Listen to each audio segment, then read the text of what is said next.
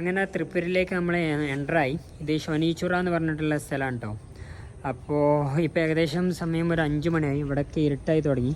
അപ്പോൾ ഇന്ന് നമ്മൾ സ്റ്റേ ചെയ്യാൻ പോകുന്നത് ഇതാ, അവിടെ ഒരു ഇന്ത്യൻ ഓയിൽ ഉണ്ട്. ഈ ഒരു ഭയ്യ നമുക്കിതാ, ഭയ്യ thank you so much for your love and support. Indian ഓയിലാണ്, ഓക്കെ ഇന്ത്യൻ ഓയിലാട്ടോ. ഇപ്പോൾ പമ്പത ആ കാണുന്നതാണ്. ഇപ്പോൾ ഇവർ അടാറ് സെറ്റപ്പ് കേട്ടോ. റെസ്റ്റിംഗ് റൂം എന്ന് പറഞ്ഞിട്ട് തന്നെ ഇവിടെ കൊടുത്തിരിക്കണത് കണ്ടില്ലേ.